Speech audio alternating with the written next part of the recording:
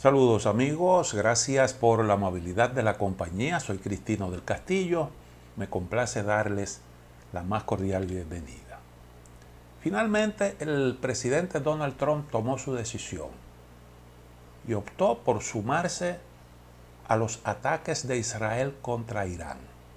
Estados Unidos entra formalmente en esa guerra y eso marca un punto de inflexión importante. Se inicia una etapa realmente de mucha incertidumbre, con consecuencias poco predecibles. Según el presidente Trump, primero lo hizo a través de un tweet que publicó en las redes sociales, un mensaje, posteriormente lo ratificó en una intervención dirigida a todo el país. Las 3 instalaciones nucleares iraníes fueron atacadas durante una sola operación que se llevó a cabo con la ayuda de la aviación, utilizando aviones B-22 que pueden portar armas, bombas que son antibúnker y que tienen un gran peso, y también se utilizaron submarinos que están ubicados en la zona. Las 3 bases militares, Fordow, Natanz e Isfahan, según lo anunciado por Donald Trump, ya no existen, no están en el mapa. Calculamos que el presidente Trump no le dirá una mentira al mundo y al pueblo estadounidense. No conocemos los detalles de la magnitud de los daños causados. Pero muchas veces el presidente Trump exagera. Y yo recuerdo cuando él declaró liquidados a los hutíes. Y resulta que los hutíes estaban ahí como el primer guandul. Y hubo, con la ayuda de Omán, que buscar un arreglo para una tregua que los hutíes consintieron en declarar a cambio de un alivio de las sanciones. No sabemos si en este caso pudiera estar ocurriendo lo mismo, pero eso fue lo que declaró el presidente. Esas instalaciones ya no existen. El gobierno de Irán ha dicho que no hay radiación en la zona, y eso debido a que ellos tomaron previamente algunas medidas. No sabemos, no han dicho nada con respecto al estado de esas instalaciones, pero dijeron que el uranio enriquecido fue sacado de ahí con tiempo suficiente. Y alguien dijo que también las centrifugadoras, aunque eso no le garantiza a Irán poder procesar uranio y construir a partir de ahí armas nucleares. Pero también con respecto a esto hay algunas incógnitas. El asunto es que ese golpe le fue asestado a Irán, que no tardó en producir la respuesta que entendió de lugar. Y habrá que ver entonces si podrá cumplir con su palabra de cerrar el estrecho de Hormuz, atacar las instalaciones militares de Estados Unidos en la zona. Estados Unidos tiene unas 18 bases militares en todo Oriente Medio, y una parte de esas instalaciones están, la mayoría de esas bases militares están al alcance de los misiles iraníes. Por tanto, se podría producir algún ataque. Y para eso, Irán cuenta con el respaldo de sus fuerzas proxy, las milicias chiitas que operan en el territorio de Irak, algunas que todavía tienen presencia en el territorio de Siria, y los hutíes en Yemen. Pudieran realmente crear, si cumplieran con su palabra, una situación de grave dificultad. Pero también está por verse si Irán optaría por la resistencia. A mí me parece que no tiene más camino que eso, porque Donald Trump dijo que había llegado el momento de la paz, pero La paz, según Donald Trump, pasa por la rendición incondicional, lo que significaría que los iraníes perderían su soberanía sin hacer resistencia. Mientras que si deciden responder, pudieran, aún a costa de sufrir graves daños, preservar su soberanía y ocasionarle un grave problema a sus enemigos, como eso, por ejemplo, del cierre del estrecho de Hormuz. Solo eso crearía un grave problema en el mundo. Y como dijimos en otro programa, el Estado iraní tiene la posibilidad de hacerlo. El minado de ese espacio crearía un grave problema al tránsito de los buques petroleros y los que transportan gas que circulan por esa zona, que es una buena cantidad de embarcaciones, que transporta nada más y nada menos que la quinta parte de todos esos combustibles que se consumen en el mundo. Eso dispararía los precios de esos recursos energéticos, y Estados Unidos está entre los países que sufrirían las consecuencias. Y eso, a su vez, el incremento en los precios del petróleo podría provocar un incremento en los precios internos de todos los artículos en Estados Unidos. Y la inflación, recuerden ustedes que fue un factor importante en el triunfo de Donald Trump. Y eso pudiera producir cambios importantes en la correlación de fuerza política internamente en Estados Unidos y generar rechazo a esa participación estadounidense en la guerra. De hecho, según algunas encuestas, la participación de Estados Unidos no es muy popular entre los estadounidenses. Pero aquí a mí me parece que el lobby judío ha ejercido la influencia tradicional que tiene en los Estados Unidos, que financia las campañas y que es realmente un poder que todos los gobiernos estadounidenses toman en consideración. Incluso realmente uno tiene que preguntarse quién es el que traza las pautas en Oriente Medio, las líneas a seguir, si Estados Unidos o Israel.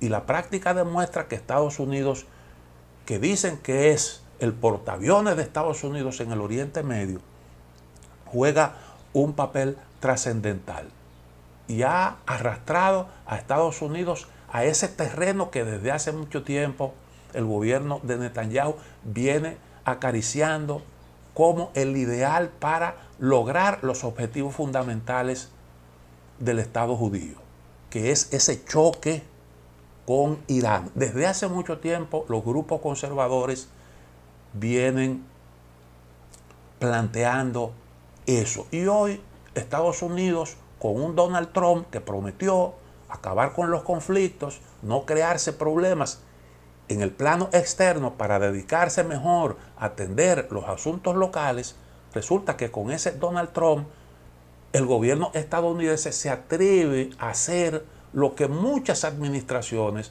o todas las administraciones anteriores no quisieron. No es que no tuvieran la intención, porque déjenme decirle, realmente si se quiere entender lo que está ocurriendo hoy en Oriente Medio, es menester hacer un análisis de cómo es que están planteadas las cosas a nivel global, de cuál es el contexto en el que esto se produce. Porque hoy en día hay tres frentes abiertos, tres grandes frentes abiertos.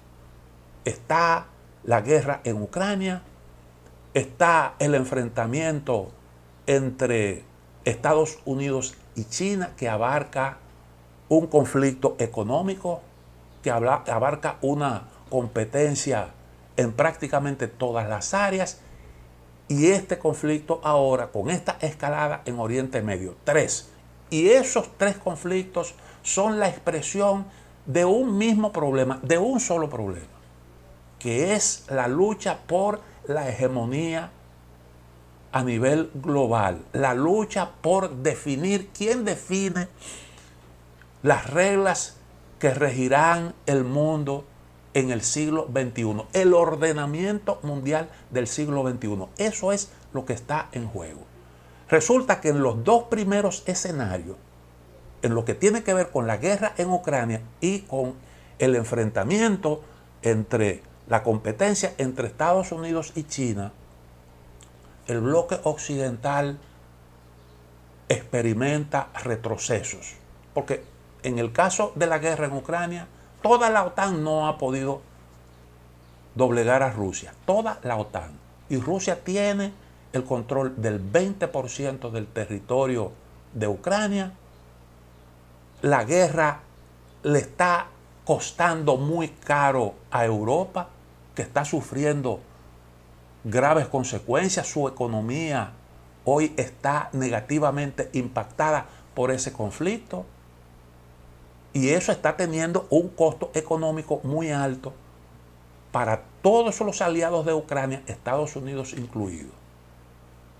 Pero en el caso de la competencia económica, vemos cómo China avanza, porque China es hoy la gran fábrica del mundo, es la gran potencia comercial, viene avanzando en la competencia con alta tecnología.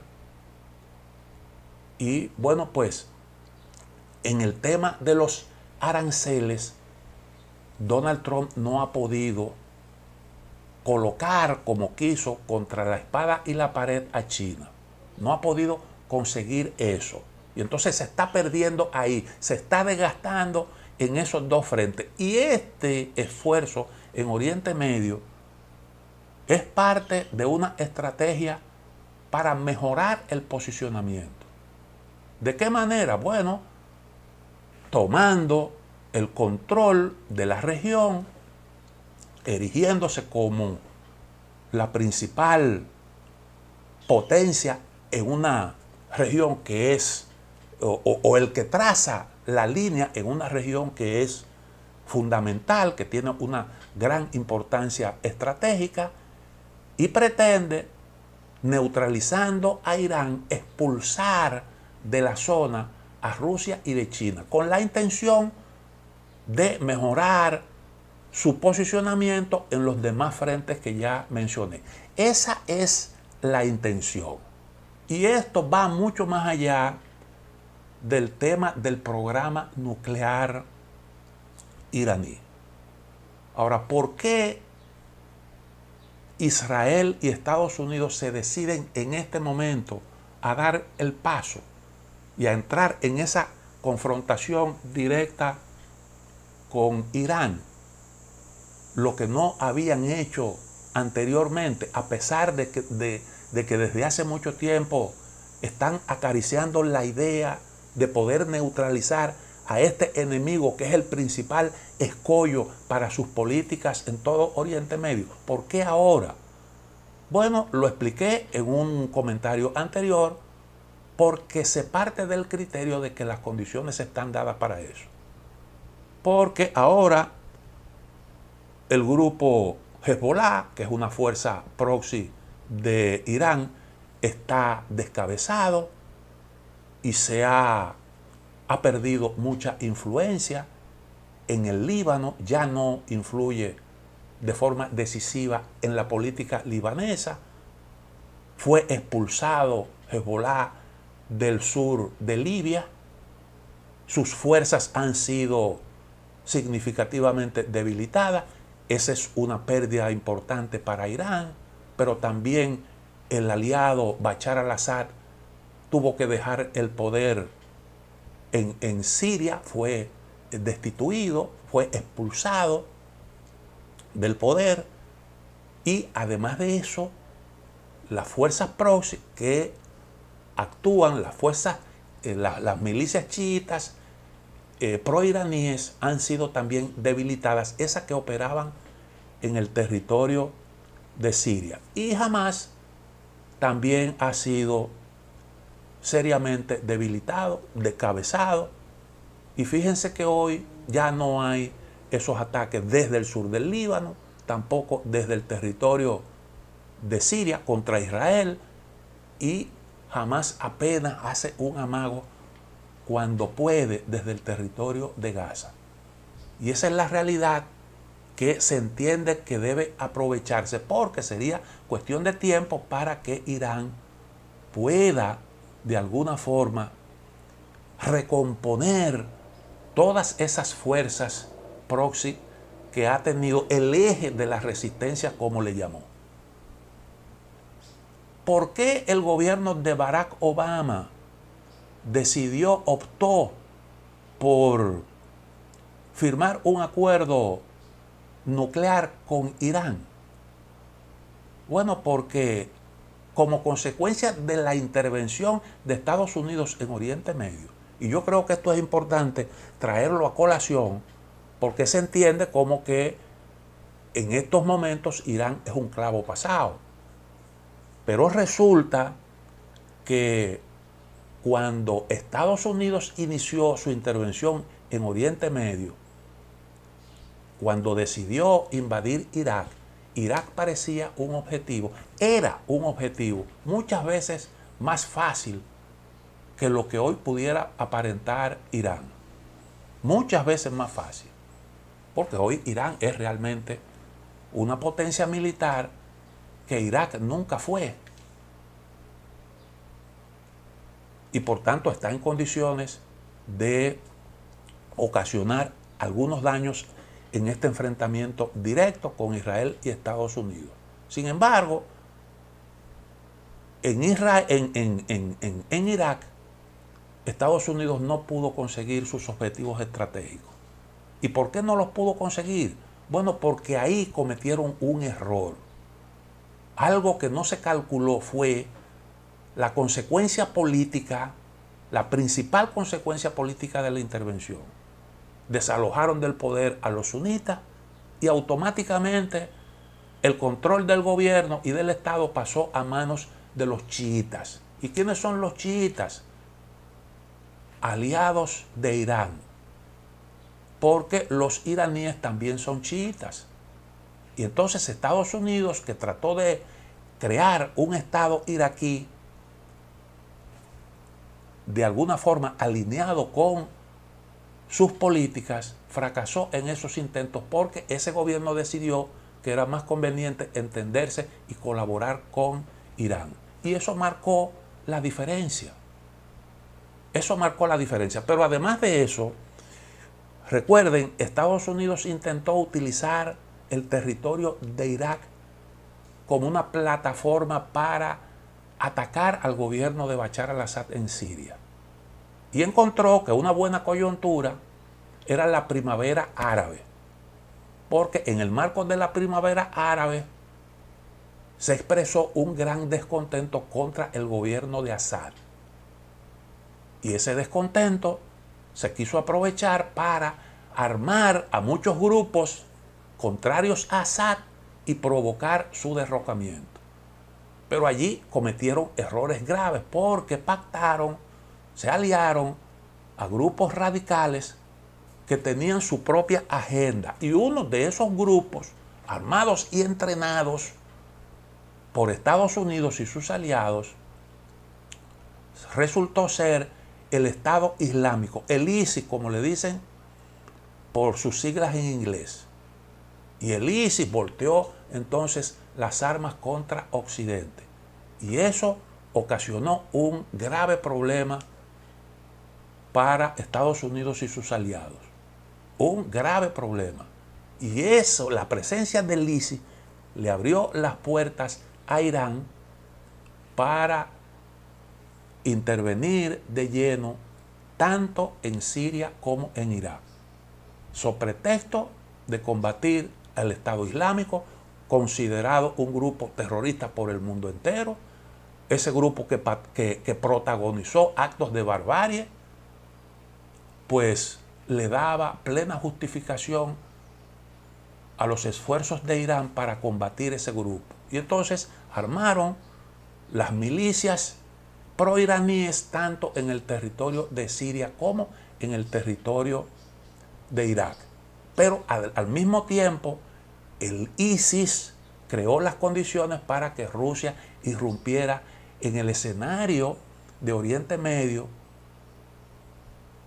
para luchar en contra del Estado Islámico y también a favor de Bashar al-Assad. Y al final de todo esto, quienes hicieron el mayor aporte en la lucha contra el Estado Islámico fueron Irán y Rusia. Y por tanto, entonces eso favoreció, aumentó la influencia de Irán tanto en Siria como en Irak.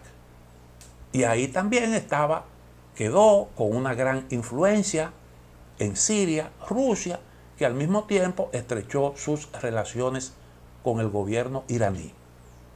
Hay otra circunstancia, otro fenómeno que se produjo en el marco de la primavera árabe, que fue Yemen. Porque en Yemen, en el marco de ese evento, bueno, pues sucumbió el gobierno de Ali Abdullah Saleh. Ali Abdullah Saleh se entendía muy bien con Arabia Saudita, no le daba problema a los países occidentales, pero al sucumbir el gobierno de Abdullah Saleh, emergen los hutíes que se hicieron con el control de buena parte del territorio de Yemen. Los hutíes, que son también de una rama del chiismo, contaron con el respaldo de Irán.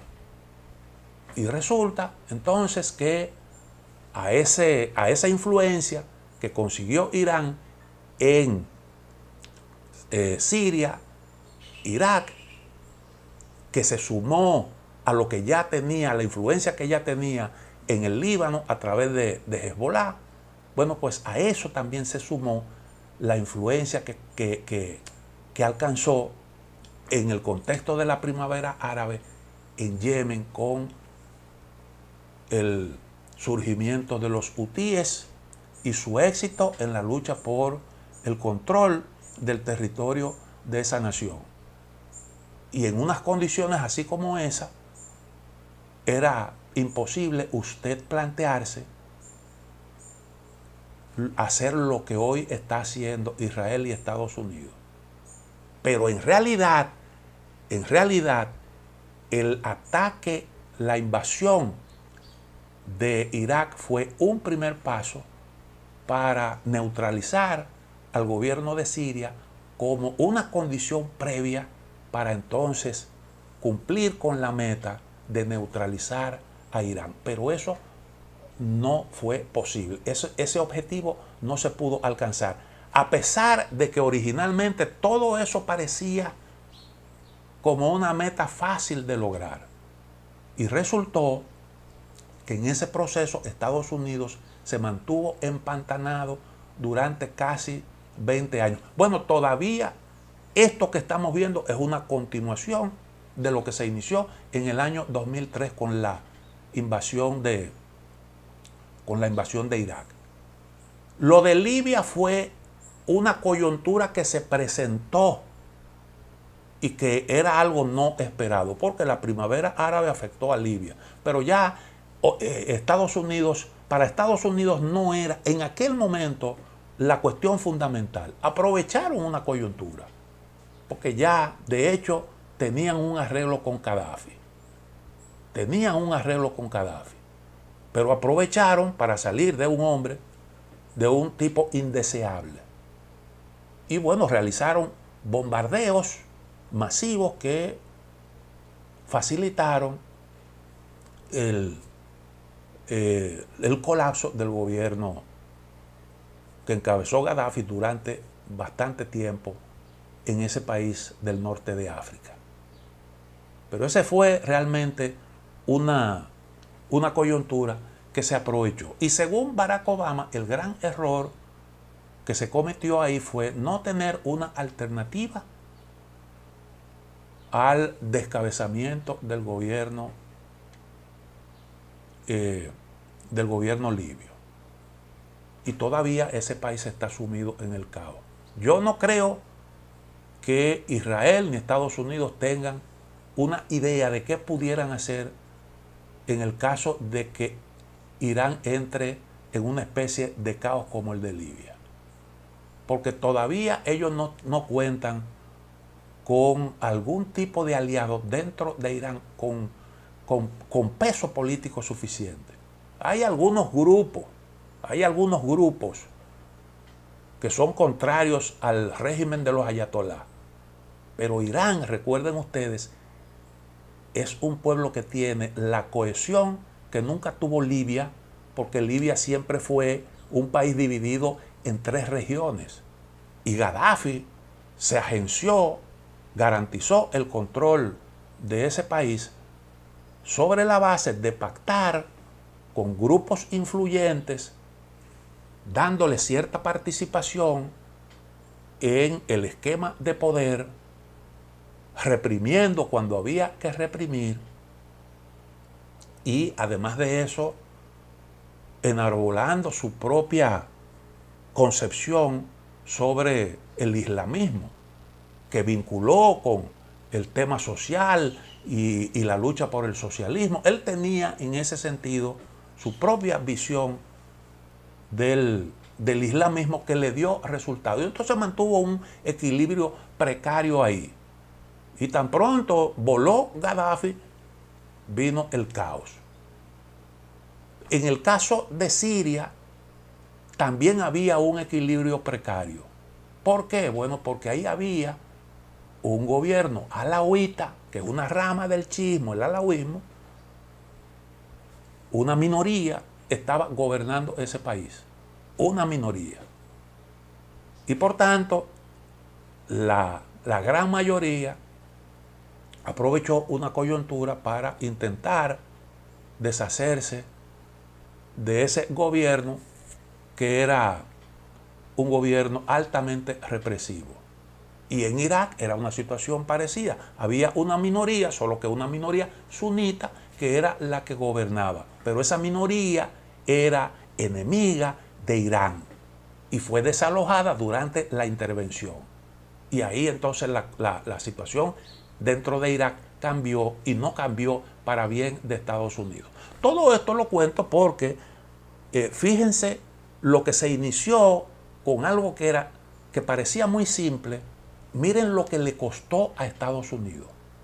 Miren todo lo que le costó a Estados Unidos. Bueno, ahora resulta que esa influencia que acumuló durante toda esa etapa Irán se ha visto debilitada y se entiende como que esta es una coyuntura propicia.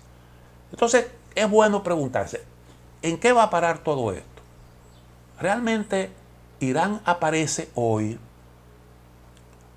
no solo debilitado, sino también aislado. Bueno, esa es una expresión de la debilidad. En la zona solo tiene un respaldo declarado de Pakistán, pero ese apoyo es un apoyo frágil. Yo creo que tiene mucho que ver con la influencia de China dentro de Pakistán. Pero recuerden, en ese país mandan los militares. Y ya Trump tuvo una reunión con el principal jefe militar de Pakistán. ¿Qué posición finalmente asumirá este país que tiene una especie de política de multialineación como otras potencias medias?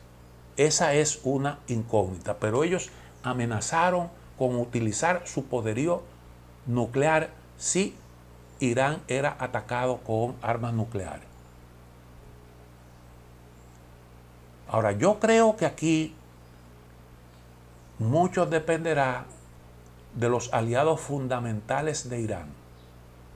Y como este es un asunto que afecta directamente y de manera importante a Rusia y a China, yo calculo que ellos no se quedarán de brazos cruzados y que algún respaldo le ofrecerán a Irán si está realmente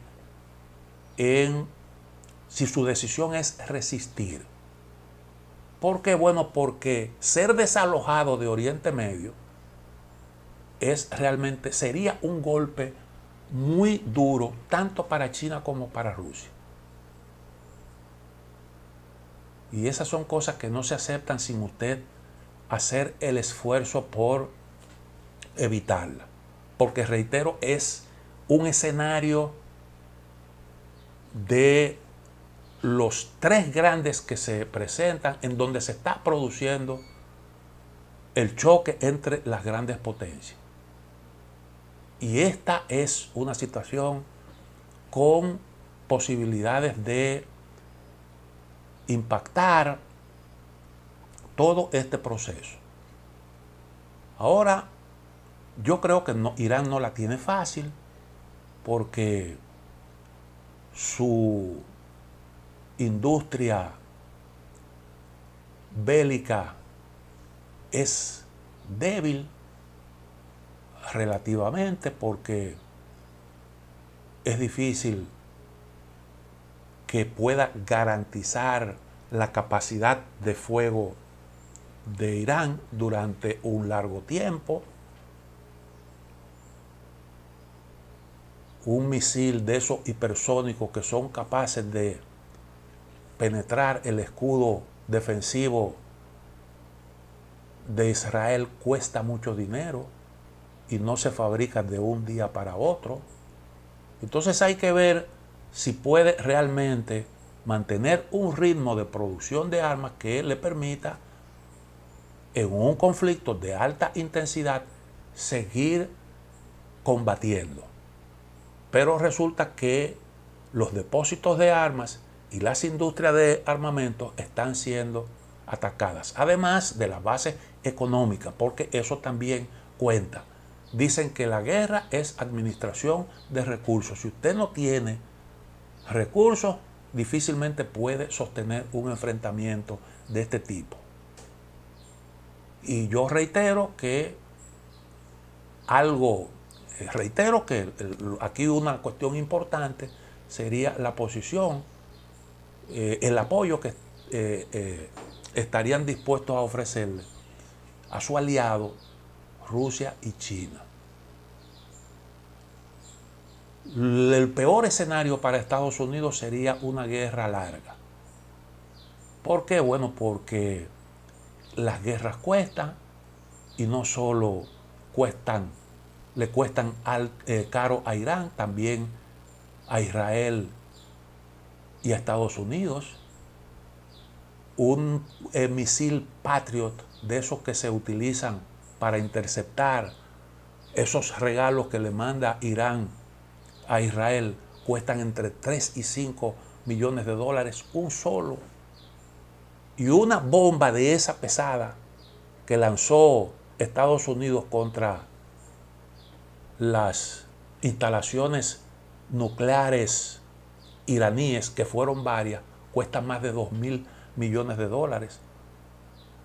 Y un vuelo de varias horas de un avión de eso que están utilizando los israelíes y los estadounidenses, eso cuesta un dineral. Y todas esas bombas inteligentes son carísimas. Y resulta que Estados Unidos y sus aliados tienen abierto otro frente en Ucrania. Y esto obliga a dispersar recursos. Y una guerra larga sería realmente catastrófica para Israel y para Estados Unidos. Estados Unidos, no olvidemos, tiene una deuda grande, tiene un déficit presupuestario que es de los más altos del mundo, un 7% del Producto Interno Bruto. Y todo esto puede agravar esa situación. En el caso de Israel, hay que tomar en consideración que es un país pequeño, de poquito más de 20.000 kilómetros cuadrados, y eso les resta capacidad para asimilar golpes. La gran ventaja que tiene frente a Israel, Irán, es que su territorio es vastísimo, además de que tiene más de 90 millones de habitantes, mientras que Israel apenas llega a 10. Esa es otra otra ventaja. Naturalmente, Estados Unidos, Israel, tienen un gran poder de fuego. Pero la meta es poder arrodillar, poder neutralizar a ese enemigo en el menor tiempo posible. Si lo lograra, entonces ese sería un gran triunfo para Donald Trump, un gran triunfo. Pero eso todavía está por verse.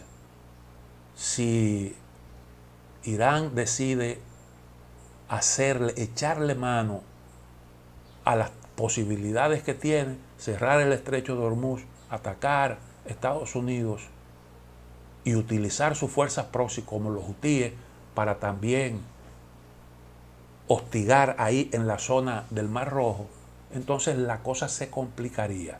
Y el tiempo es aquí un factor de mucho peso que pudiera operar a favor de Irán. Al menos pudiera, pagando un alto precio en cualquier escenario, pero pudiera conservar su soberanía. Si intenta pactar como quiera,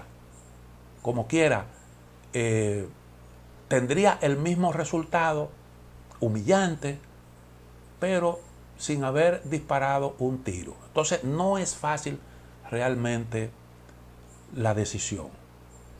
Donald Trump hizo lo que estaba prácticamente obligado a hacer. ¿Por qué? Bueno, por una sencilla razón. Él se comprometió con un respaldo a Irán desde el principio. Bueno, todo lo que hizo Israel, con un respaldo a Israel, quiero decir, y todo lo que hizo Israel contó con el respaldo de Estados Unidos. Y públicamente Donald Trump apoyó a Israel. Y no podía entonces quedarse al margen. ¿Por qué? Bueno, porque entonces Israel quedaría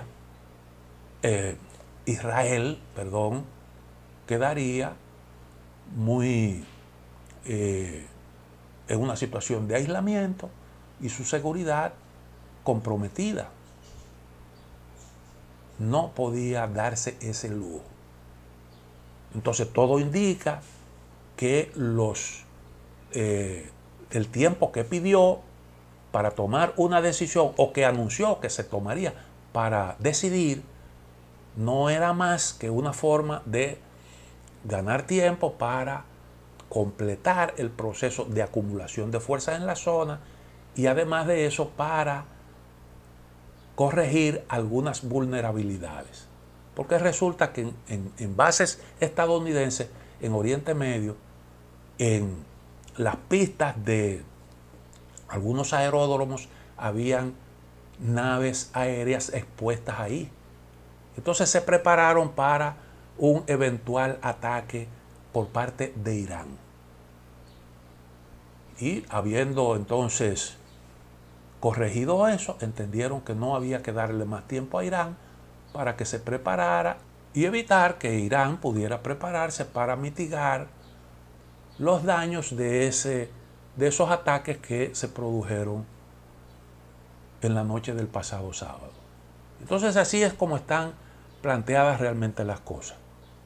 No está esto nada bien. Yo creo que si entramos en un escenario de guerra prolongada, este sería otro frente que aceleraría el declive de Occidente, como está ocurriendo en el frente de Ucrania y como está ocurriendo en esas disputas que sostienen Estados Unidos y China en el marco todo esto de la lucha por cómo será, cuál será el ordenamiento internacional del siglo XXI. Gracias por la amabilidad de la compañía.